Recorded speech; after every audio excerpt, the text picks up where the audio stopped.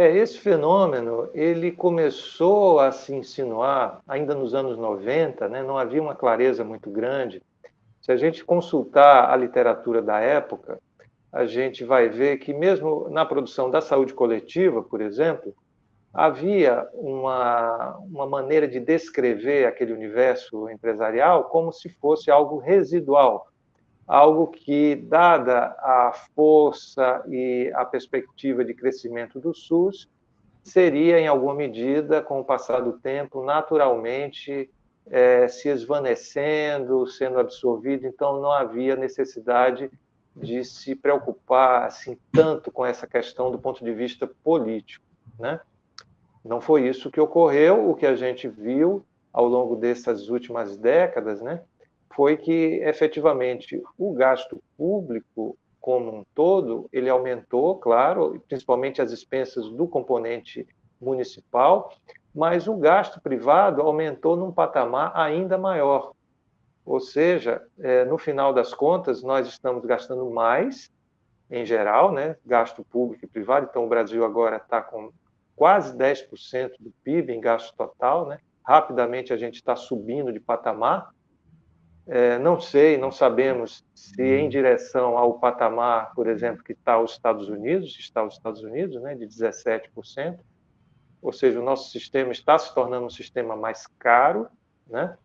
Mas cumpre cuidado, né? Aí é a questão da gente ver como que esses recursos estão sendo distribuídos no interior do sistema, né? Porque, como eu disse, ao longo das últimas décadas, se de fato é inegável que houve um aumento no financiamento público, muito mais houve no financiamento privado. E, claro, esses fundos de investimento, eles foram penetrando, né, no universo empresarial.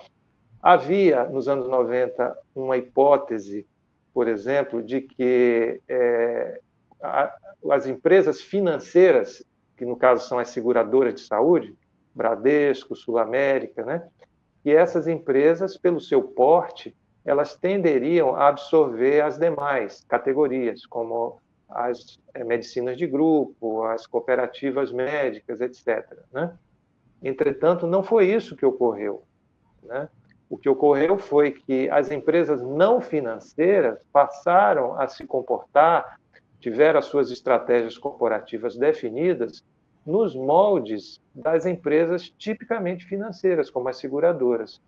Então, a Amil, a Intermédica, hoje a Apvida, as próprias cooperativas em geral, enfim, todas elas passaram a ter um comportamento, uma atitude, uma estratégia de investimento, uma estratégia tipicamente financeira, né?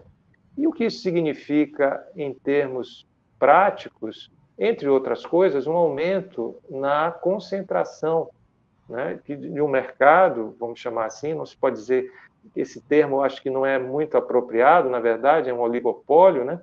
A maioria dos contratos está nas mãos de poucas empresas, já há muitos anos, né?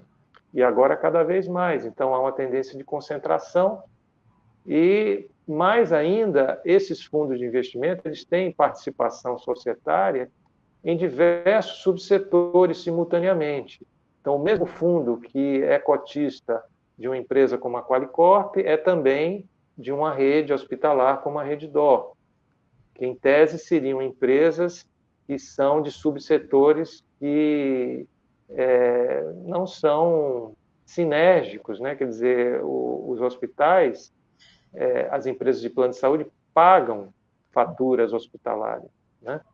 Então, mas isso está acontecendo, assim, há uma superposição e quase que, então, esse oligopólio ele vai se configurando num escopo muito mais abrangente, envolvendo diversos subsetores.